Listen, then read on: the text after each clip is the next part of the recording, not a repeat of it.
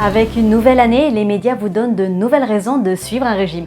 Nous sommes en janvier, ce qui signifie que c'est le mois national des régimes. Yeah, baby. Vous êtes probablement bombardé par les promesses d'une vie meilleure liées justement à la taille de votre corps. Mais il y a tellement de problèmes avec tous ces régimes. Alors comprenons-nous bien que par régime, je veux bien dire toute forme de restriction. Pas uniquement bien sûr les programmes qui se nomment eux-mêmes des régimes. Cela comprend du coup les nettoyages, les programmes détox et les programmes de style de vie. Oui, je suis ici pour vous expliquer un petit peu pourquoi les régimes ne fonctionnent pas et pourquoi finalement ils sont si problématiques. Bonjour tout le monde, je suis Céline, votre diététicienne et bienvenue chez Miami Fit.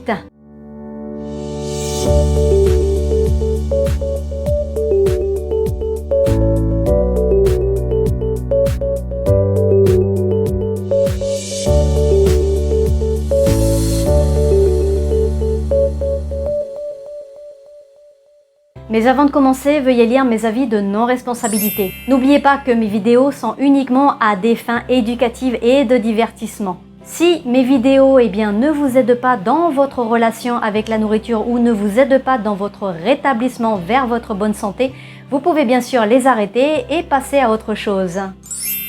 Mais avant de commencer, je voudrais tout de même ajouter que je comprends totalement l'attrait d'un régime, bien sûr. Les programmes de régime ont les meilleurs spécialistes du marketing professionnel. Et il va sans dire que dans la société actuelle, tout est une question d'apparence et tout est finalement superficiel. Et nous sommes du coup particulièrement fascinés par le poids corporel.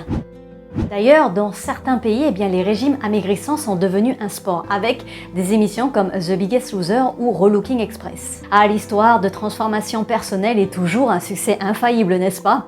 Du coup, ils profitent de l'idée que vous n'êtes pas assez bon tel que vous êtes, grâce aux préjugés de négativité inhérents que nous avons en tant qu'être humain. Nous intériorisons ce message et nous croyons que nous sommes moins bons que l'autre et que nous devons absolument nous réparer. Et pour beaucoup de gens, les règles, le contrôle et la structure des régimes sont bien sûr très attrayants. Mais ce n'est pas durable. Ce qui m'amène à ma première raison pour laquelle les régimes ne fonctionnent pas. Alors, les régimes ne sont pas durables. Pour ceux qui vont tout de suite crier en affirmant « Moi, ça fait 3 semaines ou 2 mois que je suis le régime XYZ et ça fonctionne très bien », ok, sur le court terme. Mais qu'en est-il sur le long terme? Sur une année? Sur 3 ans? Sur 5 ans? Sur toute votre vie? Parce que je ne vais pas vous mentir, oui, les régimes vous aideront à perdre du poids au début. À court terme, les régimes fonctionnent. Et ben voilà! Mais il n'y a jamais eu une seule étude sur les effets à long terme d'un régime au cours des 10 dernières années qui montre que les gens ont pu maintenir leur régime alimentaire et bien sûr perdre du poids pendant plus de 6 ans. Franchement, si vous avez une étude, si vous en trouvez une, faites-le moi savoir. Ce que la recherche montre, c'est que 95% des personnes qui suivent un régime finissent par reprendre le poids qu'elles ont perdu finalement. Et sur ces 95%, environ les 2 tiers prendront plus de poids qu'au départ. Puis commence le cercle vicieux de restrictions, frénésie alimentaire, vous savez, le cycle yo-yo.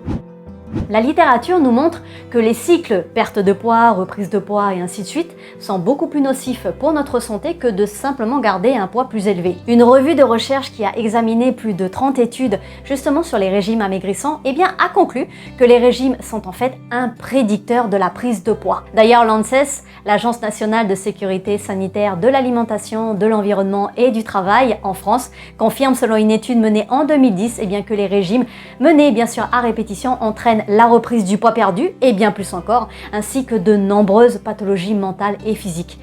Je souhaite vraiment qu'un jour l'industrie du régime soit touchée comme l'industrie du tabac et que tout comme les cigarettes sont maintenant accompagnées d'un avertissement sur leurs étiquettes montrant que fumer provoque le cancer et bien d'autres encore, les régimes aussi viendraient avec leurs propres étiquettes d'avertissement sur laquelle bien sûr serait écrit « provoque une prise de poids ». Deuxièmement, les régimes sont une forme de malnutrition. Alors, nos corps sont intrinsèquement calibrés pour la survie. D'un point de vue évolutif, Nos corps sont conçus justement pour nous protéger contre la famine. Car nous avons dû bien sûr nous adapter pour survivre aux famines il y a des années et des années. Et nos corps ne sont pas conscients finalement que nous vivons au 21e siècle, donc dans une période d'abondance où nous n'avons plus besoin de chasser pour nous nourrir. Alors lorsque nous suivons un régime, c'est comme si finalement nous disions à notre corps que nous sommes dans une période de famine, donc vas-y corps, aide-moi à survivre. Et nos corps compensent bien sûr pour nous maintenir en vie. Et ils font leur maximum en abaissant notre métabolisme, donc en réduisant justement des réactions biochimiques dans notre corps, en stimulant bien sûr notre cerveau à produire des neurotransmetteurs, vous savez, les petits messagers qui circulent entre nos neurones, pour nous faire penser à la nourriture constamment, encore et encore tout au long de la journée, en conservant la graisse et en arrêtant les systèmes non essentiels à notre survie, comme par exemple notre système reproducteur. C'est pourquoi de nombreuses femmes finalement qui mangent mal finissent par perdre leurs règles. Donc finalement, il est normal qu'il soit difficile de perdre du poids chaque fois que vous suivez un régime. Car votre corps, bien sûr, conserve ses réserves de graisse et abaisse votre métabolisme, bien sûr, pour vous aider à rester en vie. Donc, je me répète encore et encore, je crois que je ne le répéterai jamais assez finalement, votre corps essaie de vous garder en vie. Votre corps n'est pas votre ennemi ici, il essaie simplement de vous protéger. L'industrie du régime est l'ennemi. Troisième point, les régimes provoquent les frénésies alimentaires. Beaucoup de personnes me posent des questions concernant leur consommation excessive d'aliments. Et ils pensent que leur frénésie, que leur compulsion est finalement purement émotionnelle et qu'ils sont des mangeurs émotifs ou des mangeurs compulsifs. Mais après une évaluation plus approfondie, je réalise que leur frénésie est en fait une réaction biologique liée à la privation. Souvenez-vous, lorsque j'ai mentionné les réactions du corps face à la famine, j'ai parlé des neurotransmetteurs libérés dans votre cerveau pour vous faire penser à la nourriture en réponse à la famine. Il s'agit du neuropeptide Y, le NPY. Et ce NPY est sécrété par votre cerveau lorsque vous n'obtenez pas suffisamment de calories et ou de glucides. D'ailleurs, n'oubliez pas que les glucides sont la principale source de carburant, donc d'énergie de votre cerveau. Alors le NPY augmente finalement votre motivation à manger, va retarder la satiété, stimule la prise alimentaire avec une préférence pour les glucides. Ah, il n'est pas génial notre corps, il a vraiment développé de nombreuses solutions pour nous aider. Brave petit corps. Du coup, NPY est probablement la raison pour laquelle vous avez tant envie de glucides et non pas parce que vous êtes un mangeur émotionnel finalement. Et parce que NPY retarde la satiété, nous avons l'impression que nous pouvons manger beaucoup d'aliments glucidiques à la fois, ce qui peut bien sûr ressembler à une compulsion alimentaire. Mais ce n'est pas une question de contrôle ici.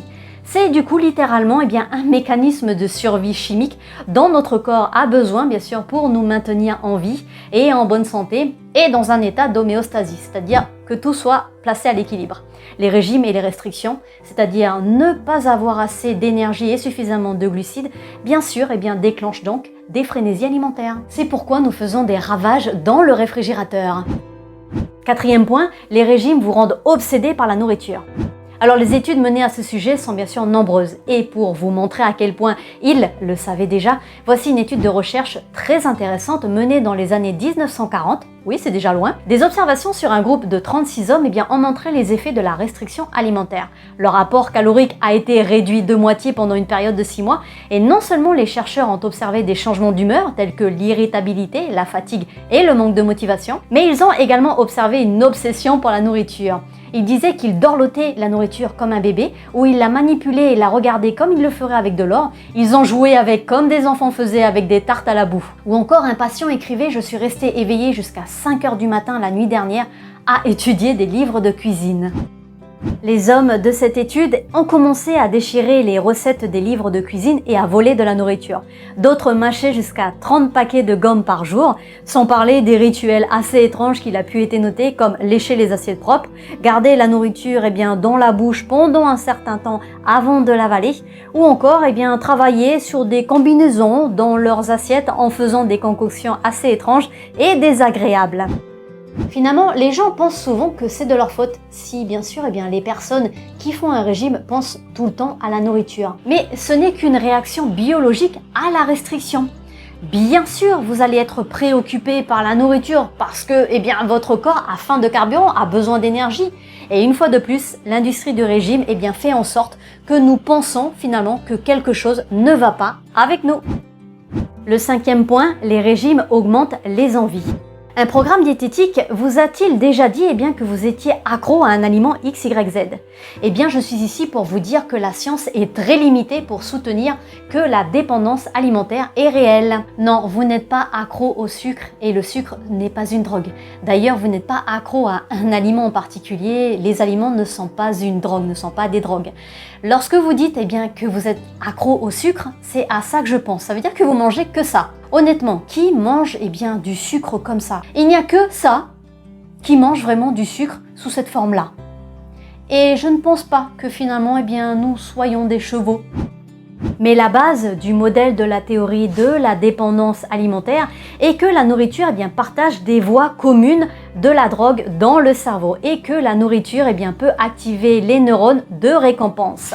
Ce qui provoque ainsi la sensation de joie et de bien-être, surtout lorsque vous mangez votre nourriture préférée.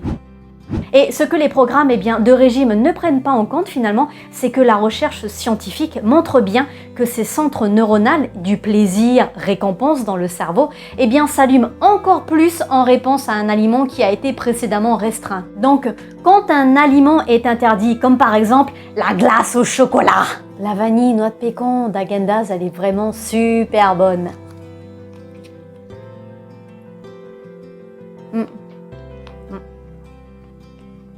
Oh, que c'est bon.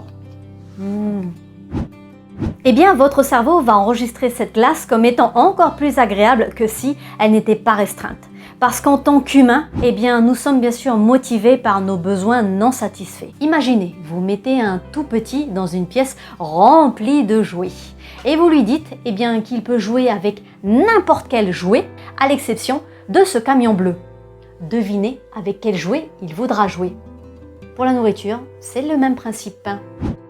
Donc, lorsque vous vous dites qu'un certain aliment est mauvais ou interdit, alors cet aliment sera celui auquel vous penserez en permanence et dont vous aurez envie, bien sûr. C'est l'effet bad boy. Nous voulons, nous désirons ce que nous pensons ne pas être bon pour nous. Donc, si vous pensez être accro à une certaine nourriture, en fait, il est probable que vous ne soyez pas vraiment accro. C'est tout simplement le régime et la restriction de cette nourriture qui vous amène à y penser et à en avoir envie. Et donc finalement, il faut manger pour satisfaire bien sûr nos besoins nutritionnels, mais également pour satisfaire notre faim et bien sûr pour y prendre du plaisir. Sachez que le poids d'une personne peut être affecté par tellement de facteurs indépendants de sa volonté, comme par exemple son statut socio-économique, sa race, son âge, son stade de la vie. Et en prenant tout cela en considération, il devrait être finalement possible de voir qu'être en surpoids ou obèse n'est pas synonyme de paresse ou de manque de maîtrise de soi ou même de non-respect d'un régime. En fait, ce sont ces hypothèses qui sont à la base du biais de poids et de la stigmatisation du poids, tous deux si répandus dans notre société. Le biais du poids est défini comme le fait d'avoir des croyances négatives sur soi-même ou alors sur quelqu'un en raison de son poids ou de sa taille. Et cela bien sûr peut conduire à la stigmatisation de l'obésité. Et des exemples de cette stigmatisation, il y en a partout. Une personne en surpoids ou obèse qui ne se sent pas bien, va voir son médecin, qui finalement lui dit tout simplement que ses symptômes sont dus à son poids et qu'elle devrait en perdre pour finalement se sentir mieux. Elle est donc renvoyée chez elle. Et finalement, on lui diagnostique une tumeur qui malheureusement ne peut plus du tout être traitée car elle est à un stade beaucoup trop avancé. C'est une fin tragique que malheureusement de nombreuses personnes subissent encore à cause justement de leur physique. Et sachez que ce n'est pas réellement la perte de poids qui améliore la santé. Il semble que rester en forme physique soit finalement la clé, même si cela n'implique aucune perte de poids. Et la perte de poids, si elle conduit à un cycle du poids, donc à un cycle yo-yo, pourrait justement changer votre biochimie et pas pour le mieux. Finalement, la santé englobe beaucoup de choses et cela inclut notre bien-être mental, émotionnel et même spirituel. En regardant la santé à travers cet objectif, la meilleure chose que nous puissions faire pour nous-mêmes est peut-être d'aimer notre corps, quelle que soit sa forme et quelle que soit sa taille. Comme tous ceux qui ont suivi un cours de biochimie ou de physiologie pourront vous le dire, nos corps sont absolument miraculeux et dignes de nos plus grands éloges et de notre amour. La meilleure chose que nous puissions faire, eh bien, ce serait peut-être de remplacer justement ces régimes restrictifs et les poids cibles par de petits changements pour améliorer notre santé globale.